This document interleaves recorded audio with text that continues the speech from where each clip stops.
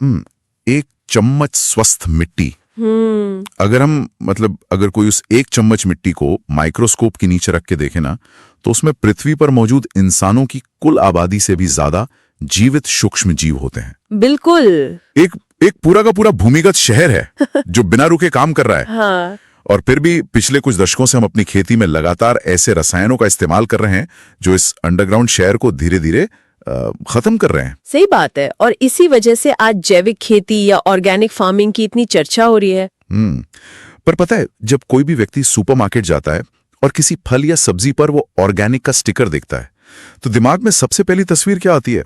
एक बहुत ही महंगी कीमत के टैग की। हाँ, ये तो एक बहुत ही आम धारणा बन गई है। उस छोटे से स्टिकर को अक्सर सिर्फ एक मार्केटिंग टूल या कह लें कि एक प्रीमियम टैग मान लिया जाता है। बिल्कुल। लोग बस चीजें खरीदते हैं और आगे बढ़ जाते हैं, बिना ये सोचे कि उस एक सेब या एक टमाटर को उगाने के पीछे मिट्टी, जीव जंतुओं और प्रकृति का कितना बड़ा तंत्र काम कर रहा है। और आज की हमारी इस गहन चर्चा का मकसद उसी तंत्र को गहराई से समझना है।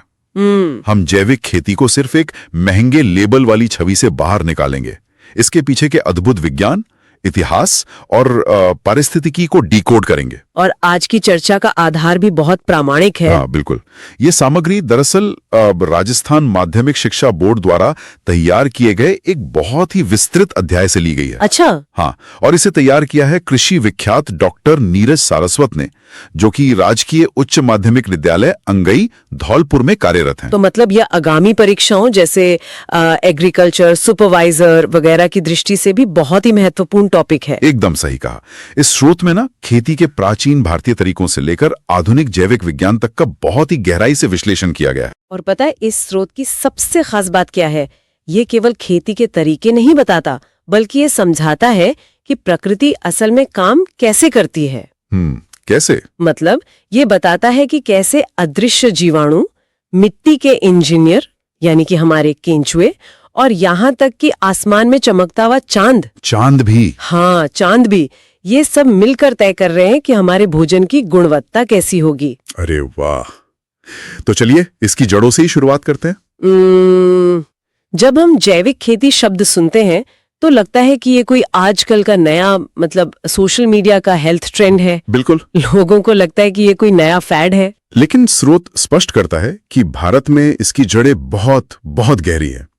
प्राचीन काल में ही ऋषि पाराशर ने जंतुओं नाम जीवनम कृषि का सिद्धांत दे दिया था। जंतु नाम जीवनम कृषि मतलब जीवों के सहारे होने वाली खेती। बिल्कुल, यानी खेती कोई फैक्ट्री में मशीन चलाने जैसा काम नहीं है। यही इस पूरी चर्चा का मुख्य आधार है। कृषि को हमेशा से ही एक जीवित प्रक्रिया माना गया है। और अगर हम आधुनिक तौर की बात करें ना, तो 1930 के दशक में सर अल्बर्ट हावर्ड ने इंग्लैंड में अपने प्रयोगों के आधार पर एक बात कही थी। क्या? उन्होंने पौधों के स्वास्थ्य को सीधे तौर पर मिट्टी के स्वास्थ्य से जोड़ा था, इसीलिए उन्हें आधुनिक जैविक खेती का पितामह भी कहा जाता है। अच्छा, सर अल्बर्ट हावर्ड को। लेकिन ये जो शब्द है ऑर्गेनिक फार्मिंग, जी, ये कब आया? ये जो सटीक शब्द है ना, इसका सबसे पहला प्रयोग लॉर्ड वॉल्टर नॉर्थबॉर्न ने 1940 में किया था। उनकी एक पुस्तक आई थी लुक टू द लैंड, उसमें उन्होंने ये शब्द गढ़ा था। और इसी कड़ी में एक नाम रुडोल्फ स्टेनर का भी आता है ना? हाँ बिल्कुल, रुडोल्फ स्टेनर, जिन्होंने 1924 में बायोडायनामिक खेती का विचार रखा था। जी। उनका दृष्टिकोण तो और भी व्यापक था। वो पूरे के पूरे खेत को एक अकेली जीवित इकाई, मतलब एक ऑर्गेनिज्म मानते थे। सही बात है, खेत खुद में एक जीवंत इकाई है। लेकिन यहाँ एक बड़ा सवाल उठता है मेरे मन में। बताइए। अगर ये प्राकृतिक तरीका इतना ही प्राचीन और इतना ही प्रभावी था, तो दुनिया रसायनों की तरफ गई ही क्यों? ये एक बहुत ही लाजमी सवाल है। मतलब यहाँ मुझे एक बात लगती है कि जो रासायनिक खेती या हमारी जो तथाकथित हरित क्रांति थी, वो फसलों के लिए किसी शुगर रश या एनर्जी ड्रिंक की तरह थी। अरे वाह, ये बहुत ही सटीक तुलना की आपने, एक एनर्जी ड्रिंक की तरह। है ना? बिल्कुल एक एनर्जी ड्रिंक की तरह, जिसने तुरंत तो बहुत असर दिखाया। मतलब पैदावार रातों रात बढ़ गई, दुनिया का पेट भर गया। हाँ, शॉर्ट टर्म में तो सब बहुत अच्छा लगा। लेकिन फिर 1962 में रेचल कार्सन की किताब आई साइलेंट स्प्रिंग। साइलेंट स्प्रिंग बहुत ही प्रभावशाली किताब थी वो। मुझे लगता है कि वो किताब उस एनर्जी ड्रिंक का हैंगओवर थी, जिसने दुनिया को झकझोर कर बताया कि भाई इस शॉर्टकट के छिपे हुए भयंकर नुकसान क्या हैं। बिल्कुल, साइलेंट स्प्रिंग सच में एक ग्लोबल टर्निंग पॉइंट साबित हुई थी उस वक्त। रेचल कार्सन ने अपनी किताब में विज्ञान और आंकड़ों के जरिए साबित किया था। क्या साबित किया था? यही कि जो कीटनाशक हम खेतों में डाल रहे हैं वो केवल फसलों के हानिकारक कीड़ों को ही नहीं मार रहे हैं, वो एक पूरी खाद्य श्रृंखला को जहरीला बना रहे हैं। बाप रे। पक्षियों की चहचहाहट गायब हो रही थी, इसीलिए तो किताब का नाम साइलेंट स्प्रिंग यानी शांत वसंत रखा गया था। अच्छा, तो वसंत में पक्षियों की आवाजें नहीं आ रही थी? बिल्कुल, वे रसायन मित्र कीटों, जानवरों और अंततः भूजल में घुलकर इंसानों के स्वास्थ्य को तबाह कर रहे थे। तो इसी भयंकर चेतावनी के बाद जैविक खेती का आंदोलन एक वैश्विक जरूरत बन गया होगा। एकदम सही, और इसी जरूरत के तहत IFOAM यानी international federation of organic agriculture movements ने जैविक खेती के 4 मुख्य सिद्धांत तय किए। और 4 सिद्धांत कौन से हैं? स्वास्थ्य, पारिस्थितिकी, निष्पक्षता और देखभाल। स्वास्थ्य और पारिस्थितिकी तो समझ आता है, लेकिन इन चारों में मुझे निष्पक्षता यानी फेयरनेस का सिद्धांत सबसे ज्यादा दिलचस्प लगा। मतलब खेती में फेयरनेस का क्या मतलब है? हम किसके साथ निष्पक्ष होने की बात कर रहे हैं यहाँ? देखिए, खेती में निष्पक्षता का अर्थ केवल किसान और खरीदार के बीच के व्यापार तक सीमित नहीं है। अच्छा। इसका गहरा अर्थ ये है कि हम उस जमीन के साथ निष्पक्ष रहें जो हमें अन्न दे रही है। हम उन पशुओं, केंचुओं और सूक्ष्म जीवों के साथ निष्पक्ष रहें जिनका घर वह खेत है। मतलब हम जमीन से उतना ही लें जितना हम उसे वापस लौटा सकें। बिल्कुल, और इसी के साथ देखभाल का सिद्धांत भी जुड़ जाता है, जो यह सुनिश्चित करता है कि हम अपनी आने वाली पीढ़ियों के लिए एक बंजर और जहरीली धरती छोड़कर न जाएं। सही बात है। इसका मतलब तो ये हुआ कि जैविक खेती अतीत में वापस जाना नहीं है, बल्कि ये भविष्य की खाद्य सुरक्षा का एक बेहद उन्नत विज्ञान है। एकदम सही समझा आपने। तो अब अगर हम एनर्जी ड्रिंक यानी रासायनिक खादों का इस्तेमाल बंद कर रहे हैं, तो सबसे बड़ा सवाल यह है कि मिट्टी का पेट कैसे भरेगा? हाँ, बिना यूरिया के मिट्टी को पोषण कैसे मिलेगा? मैंने स्रोत में पढ़ा कि कंपोस्ट या खाद बनाने की कुछ बहुत ही शानदार विधियों का जिक्र है, जैसे कि इंदौर विधि और बैंगलोर विधि। इंदौर विधि में ए हावर्ड और वाइडी वार्ड ने एक एरोबिक या मतलब हवा की मौजूदगी वाली प्रक्रिया अपनाई, जहां कचरे को बार बार पलटा जाता है। इसके पीछे का विज्ञान समझना बहुत जरूरी है यहाँ पर। हाँ, बताइए ना। इंदौर विधि में जब कचरे, गोबर और मिट्टी की परतें बिछाई जाती हैं और उसे कुछ कुछ दिनों में पलटा जाता है, तो उस ढेर के अंदर ऑक्सीजन प्रवेश करती है। अच्छा, तो ऑक्सीजन से क्या होता है? ये ऑक्सीजन उन बैक्टीरिया को ऊर्जा देती हैं जो कचरे को सड़ाते हैं। इस प्रक्रिया में ढेर का तापमान काफी बढ़ जाता है। ओहो। और ये बढ़ा हुआ तापमान जो हानिकारक कीटाणु होते हैं ना और खरपतवार के बीजों को पूरी तरह नष्ट कर देता है। ये तो बहुत ही स्मार्ट तरीका है। और बैंगलोर विधि? इसके विपरीत है CN आचार्य द्वारा विकसित बैंगलोर विधि। ये पूरी तरह से एनारोबिक है, यानी हवा की अनुपस्थिति में काम करती है। तो बैंगलोर विधि में कचरे को पलटा नहीं जाता है? नहीं, बिल्कुल नहीं। इसमें गड्ढे में कचरा और गोबर भरकर उसे ऊपर से मिट्टी और गोबर से पूरी तरह सील कर दिया जाता है। अच्छा, पैक कर देते हैं। हाँ, अब हवा ना होने के कारण इसमें अलग तरह के सूक्ष्म जीव काम करते हैं। इसकी प्रक्रिया थोड़ी धीमी होती है और इसमें से बायोगैस जैसी गंध भी आती है। फिर तो ये मुश्किल है। नहीं, चूंकि इसमें मेहनत कम लगती है और कचरा पलटाना नहीं पड़ता, इसलिए शहरों के म्युनिसिपल कचरे को खाद में बदलने के लिए बहुत ही उपयुक्त मानी जाती है। हाँ, ये तो बहुत ही व्यावहारिक समाधान है शहरी कचरे के लिए। बिल्कुल। इसी तरह स्रोत महाराष्ट्र के नाडेप काका की नाडेप विधि का भी उल्लेख करता है। हाँ, नाडेप विधि बहुत प्रसिद्ध है, जिसमें ईंटों के एक जालीदार टैंक में हवा के प्रवाह का इस्तेमाल करके बहुत कम गोबर से ज्यादा कृषि कचरे को खाद में बदल दिया जाता है। सही कहा। लेकिन ये तो हुई इंसान की कारीगरी।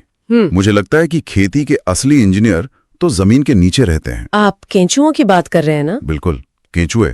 केंचुओं या अर्थवॉर्म्स की दुनिया किसी कुशल कॉर्पोरेट ढांचे से कम नहीं है। अच्छा। स्रोत वैज्ञानिक रूप से 3 अलग-अलग प्रकार के केंचुओं का वर्गीकरण करता है। पहले है एपीजिएक केंचुए। एपीजिएक, ये कहाँ रहते हैं? ये मिट्टी की सतह से लगभग 1 मीटर की गहराई तक ही रहते हैं। इनकी खासियत यह है कि ये मिट्टी कम खाते हैं और कृषि अपशिष्ट यानी जैविक कचरा बहुत ज्यादा खाते हैं। तो वर्मी कंपोस्ट बनाने के लिए तो यही सबसे बेहतरीन होंगे। बिल्कुल, राजस्थान में तो आइसीनिया फोइटिडा नाम की एपिजिएक प्रजाति बहुत ही सफल रही है। इन एपिजिएक केंचुओं की कार्यशैली को देखकर लगता है कि वे एक फैक्ट्री के बेहद डेडिकेटेड वर्कर हैं। हाँ, बिल्कुल वैसा ही है। वे बस अपनी शिफ्ट में आते हैं और अपने वजन से ज्यादा कचरा खाकर उसे बेहतरीन खाद में बदल देते हैं। लेकिन इस फैक्ट्री के चलने के लिए भी ना एक अनुकूल माहौल की जरूरत होती है। केंचुए मशीन तो है नहीं, वे जीव है। हाँ, उन्हें भी एक खास तापमान चाहिए होता होगा। बिल्कुल, उनकी सबसे अच्छी कार्यक्षमता तब सामने आती है जब तापमान 25 से 30 डिग्री सेल्सियस के बीच हो। 25 से 30 डिग्री। और नमी? हाँ, पर्याप्त नमी भी बहुत जरूरी है। इस विशिष्ट तापमान पर उनका पाचन तंत्र सबसे तेज काम करता है। यही नहीं, यह तापमान उनके प्रजनन के लिए भी सबसे अनुकूल है। मतलब इसी माहौल में उनकी आबादी बढ़ती है? हाँ, उनके कोकून से बच्चे निकलने की दर इस माहौल में अधिकतम होती है, जिससे देखते ही देखते उनकी संख्या कई गुना बढ़ जाती है। ये तो हुए पहले प्रकार के केंचुए। बाकी दो कौन से हैं? दूसरे और होते हैं एंडोजियाक केंचुए, जो 3 मीटर से भी ज्यादा गहरी सुरंगें बनाते हैं। 3 मीटर गहरी? हाँ, और ये कचरे से ज्यादा मिट्टी खाते हैं, जो जमीन को अंदर से पोली बनाते हैं। और तीसरी श्रेणी है डायोजिक, जो इन दोनों के बीच का काम करती है। तो यह पूरा एक सिस्टम है। मिट्टी को पोषण देने का एक और बहुत दिलचस्प तरीका स्रोत में बताया गया है, हरी खाद या ग्रीन मैन्योर। हाँ, हरी खाद, ये भी एक बहुत ही बेहतरीन तकनीक है। इसमें सनई और ढेंचा जैसी फसलें उगाई जाती हैं और जब वे हरी होती हैं तो उन्हें वापस उसी खेत की मिट्टी में जोतकर दबा दिया जाता है। बिल्कुल। स्रोत के अनुसार केवल ढेंचा उगाने और मिट्टी में दबाने से उस खेत को लगभग 75 किलोग्राम नाइट्रोजन प्रति हेक्टेयर मिल जाती है। 75 किलो? लेकिन मुझे एक बात समझ नहीं आती, एक हरी पत्ती वाली फसल मिट्टी में इतनी सारी नाइट्रोजन कैसे पैदा कर सकती है? इसका जवाब उन पौधों की जड़ों में छिपा है। देखिए, ढेंचा या सनई जैसी फसलें दलहनी परिवार से आती हैं। अच्छा, दलहनी परिवार। इनकी जड़ों में छोटी छोटी गांठें होती हैं, जिन्हें नोड्यूल्स कहते हैं। इनके अंदर खास तरह के बैक्टीरिया रहते हैं। तो ये बैक्टीरिया करते क्या हैं? ये बैक्टीरिया हवा में मौजूद नाइट्रोजन को खींचते हैं। याद रहे, हमारी हवा में 78% नाइट्रोजन है। हाँ, बिल्कुल। तो ये उसे खींचकर पौधों के लिए इस्तेमाल करने लायक रूप में बदल देते हैं। और जब हम उस हरी फसल को वापस मिट्टी में जोत देते हैं ना, तो वो सारा का सारा जमा किया हुआ नाइट्रोजन मिट्टी में मिल जाता है। एकदम सही। और जैविक कार्बन भी मिट्टी में मिल जाता है, जो अगली फसल के लिए उपलब्ध हो जाता है। मतलब ये एक तरह से हवा से नाइट्रोजन खींचकर मिट्टी में फिक्स करने की प्राकृतिक फैक्ट्री है। बिल्कुल। तो ये तो हुई उन चीजों की बात जो हमें आंखों से दिखती हैं, केंचुए, ढेंचा की फसल, खाद। लेकिन जैविक खेती का असली पावर हाउस वो अदृश्य सेना है जो माइक्रोस्कोप के बिना नहीं दिखती। आप जैव उर्वरक या बायो फर्टिलाइजर्स की बात कर रहे हैं। हाँ, बिल्कुल। इस अदृश्य सेना के बिना तो जैविक खेती संभव ही नहीं है। देखिए, जैव उर्वरक कोई रसायन या केमिकल नहीं है। तो फिर ये क्या है? ये जीवित सूक्ष्म जीवों का एक कल्चर है। उदाहरण के लिए, जैसा हमने अभी हरी खाद में बात की, दलहनी फसलों की जड़ों में राइजोबियम नाम का बैक्टीरिया रहता है। अच्छा, राइजोबियम। हाँ, ये एक सहजीवी या सिम्बायोटिक संबंध है। लेकिन अनाज वाली फसलों के लिए क्या? क्योंकि उनमें तो जड़ों में गांठें नहीं होती। उनके लिए प्रकृति ने अलग व्यवस्था की है। एजिटोबैक्टर या एजोस्पाइरलम जैसे मुक्त जीवी बैक्टीरिया बनाए हैं। मुक्त जीवी मतलब फ्री लिविंग। हाँ, ये जड़ों के अंदर नहीं रहते, बल्कि मिट्टी में स्वतंत्र रूप से घूमते हुए हवा से नाइट्रोजन खींचकर पौधों को देते हैं। तो नाइट्रोजन की समस्या तो सुलझ गई। लेकिन मैंने पढ़ा है कि मिट्टी में बहुत सारा फास्फोरस अक्सर जम जाता है, या मतलब अघुलनशील हो जाता है। हाँ, जिससे पौधे सोख नहीं पाते। तो स्रोत में फास्फोरस घोलक बैक्टीरिया या PSB का जिक्र है। लेकिन ये PSB उस जमे हुए सख्त फास्फोरस को घोलता कैसे है? इसके पीछे एक बहुत ही शानदार बायोकेमिस्ट्री है। ये PSB यानी कि फास्फोरस सोल्यूबलाइजिंग बैक्टीरिया दरअसल कुछ खास तरह के जैविक अम्ल या ऑर्गेनिक एसिड्स स्रावित करते हैं। एसिड निकालते हैं। हाँ, जब ये एसिड मिट्टी में जमे हुए सख्त फास्फोरस के संपर्क में आता है तो वो उसे पिघला देता है। हाँ। अच्छा, इसे बिल्कुल वैसे ही समझ सकते हैं जैसे जमी हुई चीनी या मिश्री को गर्म पानी पूरी तरह घोल देता है। अरे वाह। एक बार जब फास्फोरस घुल जाता है तो पौधों की जड़ें उसे आसानी से पी लेती हैं। ये तो प्रकृति की अपनी केमिस्ट्री लैब है। धान के खेतों के लिए स्रोत में एजोला का भी जिक्र है। हाँ, एजोला। ये पानी पर तैरने वाली एक छोटी सी फर्न है। इसे देखकर लगता है जैसे धान के खेत में छोटे छोटे प्राकृतिक फ्लोटिंग सोलर पैनल बिछा दिए गए हों। ये सोलर पैनल वाली तुलना बहुत ही सटीक है, क्योंकि एजोला खुद अकेली ये काम नहीं करता। तो कौन करता है? एजोला फर्न के पत्तों के अंदर एनाबीना नाम का एक नील हरित शैवाल रहता है, यानी ब्लू ग्रीन एल्गी। अच्छा। ये शैवाल सूर्य की रोशनी और पानी का इस्तेमाल करके हवा से नाइट्रोजन खींचता है। ये धान के खेत में 40 से 50 किलोग्राम नाइट्रोजन प्रति हेक्टेयर तक पैदा कर सकता है। वो भी बिना एक भी रुपया खर्च किए। बिल्कुल। लेकिन इन सब में मुझे जो सबसे ज्यादा आकर्षित करता है वो है माइकोराइजा। ओहो, माइकोराइजा, ये तो बहुत ही कमाल की चीज है। अगर हम इसे आधुनिक तकनीक की भाषा में समझें तो माइकोराइजा पौधों के लिए एक अंडरग्राउंड फाइबर ऑप्टिक इंटरनेट की तरह काम करता है। एकदम सही। इसका वैज्ञानिक कारण यह है कि माइकोराइजा एक विशिष्ट प्रकार की फफूंद है, यानी फंगस है, जो पौधों की जड़ों के साथ एक सहजीवी संबंध बनाती है। देखिए, पौधे की जड़ें मिट्टी में एक सीमित दूरी तक ही जा सकती है। हाँ, उनकी एक लिमिट होती है। लेकिन माइकोराइजा के तंतु जड़ों से जुड़कर मिट्टी में बहुत गहराई तक और दूर दूर तक एक विशाल नेटवर्क की तरह फैल जाते हैं। और इस फाइबर ऑप्टिक नेटवर्क में डेटा की जगह पोषक तत्वों का आदान प्रदान होता है। एकदम सही पकड़े। इस संबंध में एक स्पष्ट व्यापार होता है। कैसा व्यापार?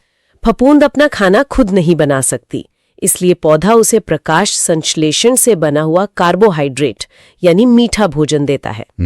बदले में वो फफूंद मिट्टी के उन दूर दराज के सूक्ष्म कोनों से पानी, जिंक और फास्फोरस खींचकर लाती है, जहां तक पौधे की अपनी जड़ें कभी पहुंच ही नहीं सकती थी। ये तो सच में कमाल का नेटवर्क है।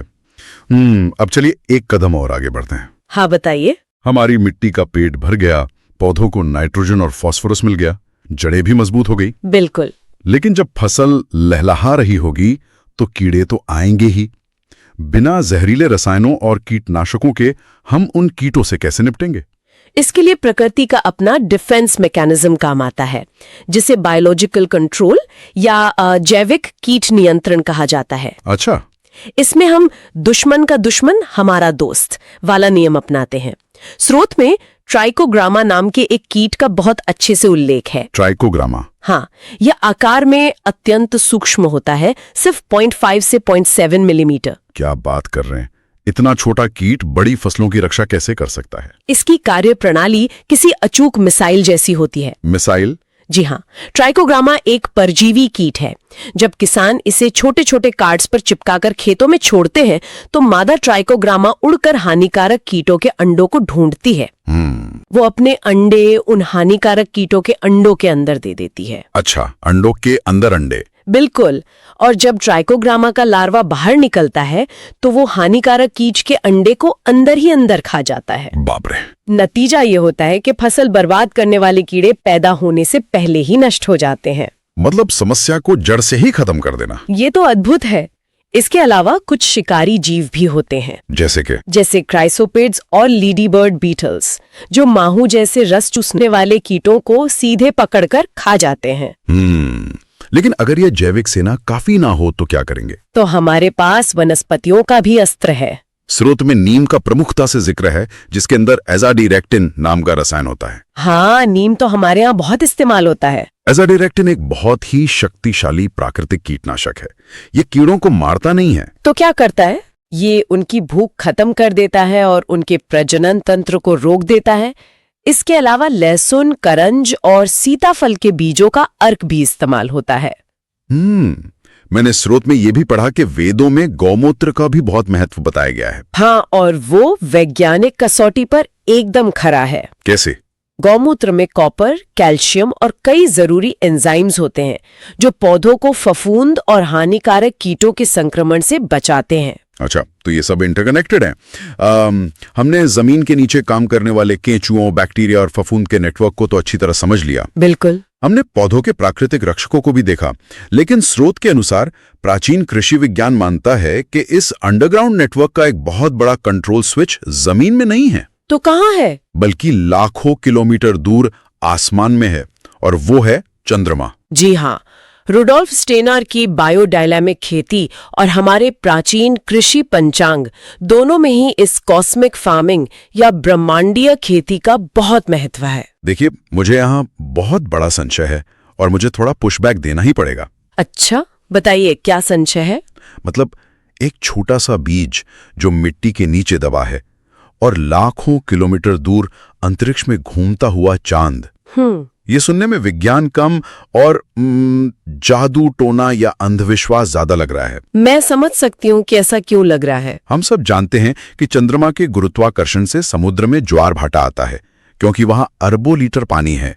लेकिन क्या वाकई चंद्रमा की कक्षा किसी छोटे से बीज या एक नन्हे से पौधे के अंदर मौजूद चंद बूंद पानी को अपनी तरफ खींच सकती है? ये संशय बिल्कुल स्वाभाविक है, लेकिन अगर हम भौतिक विज्ञान के नियमों को गहराई से देखें ना, तो गुरुत्वाकर्षण किसी वस्तु के आकार पर भेदभाव नहीं करता। मतलब जिस तरह चंद्रमा समुद्र के पानी को खींचता है, उसी तरह वो हर उस चीज को प्रभावित करता है जिसमें जल तत्व है। अच्छा, पौधों के अंदर बहने वाला रस, जिसे सैप कहते हैं, और मिट्टी की बारीक कोशिकाओं में फंसा हुआ पानी भी इस खिंचाव से अछूता नहीं है। तो ये खिंचाव खेती को कैसे प्रभावित करता है? इसे दो हिस्सों में बांटा गया है।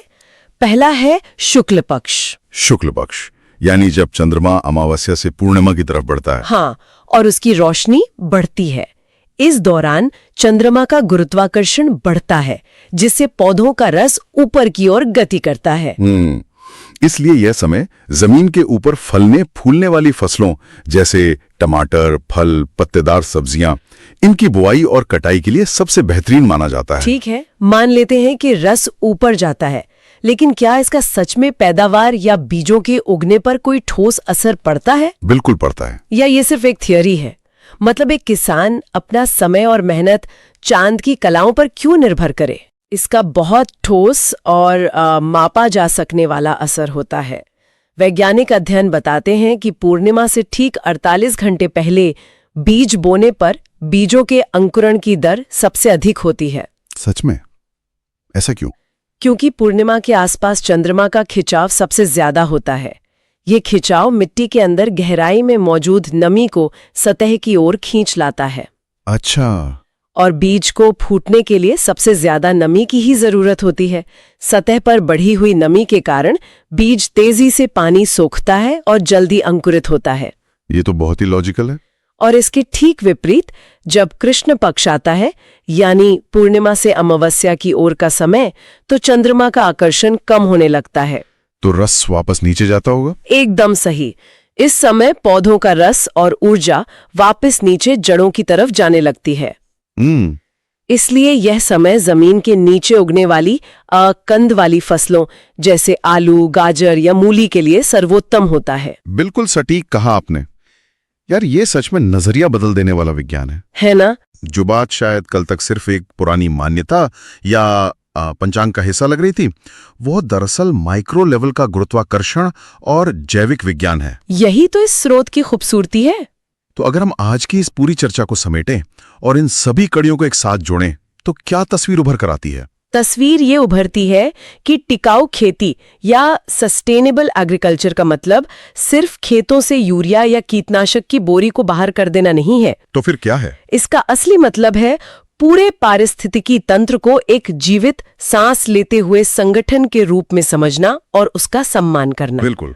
और इस संगठन में मिट्टी के अंदर मौजूद एक अदृश्य बैक्टीरिया से लेकर कचरे को सोने में बदलते केंचुए, हवा से नाइट्रोजन खींचते फर्न, पत्तों की रक्षा करते सूक्ष्म ट्राइकोग्रामा कीट, और यहां तक कि अंतरिक्ष में लाखों किलोमीटर दूर बैठे चंद्रमा की कलाएं, सब कुछ एक अदृश्य धागे से आपस में जुड़ा हुआ है। और जब हम इस प्राकृतिक लय का पालन करते हैं ना, इस तंत्र को अपना काम करने देते हैं, तभी हमें वो सुरक्षित, प्राकृतिक और पौष्टिक भोजन मिलता है, जो मानव जाति के भविष्य के लिए सबसे ज्यादा जरूरी है। तो अगली बार जब कोई भी इस चर्चा को सुनने वाला बाजार में जाए और किसी फल पर जैविक का वो स्टिकर देखे, तो उम्मीद है कि उन्हें सिर्फ वो कीमत का टैग नहीं दिखेगा। बिल्कुल नहीं। उन्हें उस सेब या टमाटर के पीछे काम कर रहे करोड़ों सूक्ष्म जीवों की दिन रात की मेहनत, कैंचुओं का इंजीनियरिंग कौशल और पूरे ब्रह्मांड का वो अनोखा कॉस्मिक संतुलन नजर आएगा। ये जागरूकता ही हमारे भोजन और प्रकृति के बीच के टूटते हुए रिश्ते को वापस जोड़ सकती है। तो जाते जाते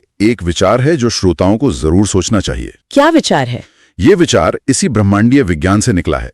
हमने अभी देखा कि कैसे एक छोटा सा सूखा हुआ बीज भी चंद्रमा की कलाओं और उसके गुरुत्वाकर्षण पर प्रतिक्रिया देता है। हाँ बिल्कुल। और उसके हिसाब से तय करता है कि उसे कब अंकुरित होना है। तो जरा सोचिए, हम इंसान जिनका अपना शरीर भी 60 से 70% केवल पानी से ही बना है, क्या हम आधुनिक जीवन की इस तेज भागदौड़ और कंक्रीट के जंगलों में प्रकृति के उन कॉस्मिक और बायोलॉजिकल चक्रों को पूरी तरह नजरअंदाज नहीं कर रहे हैं? ये बहुत ही गहरा सवाल है। अगर एक निर्जीव से दिखने वाला बीज चांद के खिंचाव से जाग सकता है, तो क्या ब्रह्मांड की इस लय का सीधा असर हमारे खुद के स्वास्थ्य, हमारे मूड और हमारे शरीर पर नहीं पड़ता होगा? पड़ता ही होगा, हम बस ध्यान नहीं देते। क्या ऐसा तो नहीं कि हमने प्रकृति से खुद को इतना दूर कर लिया है कि हम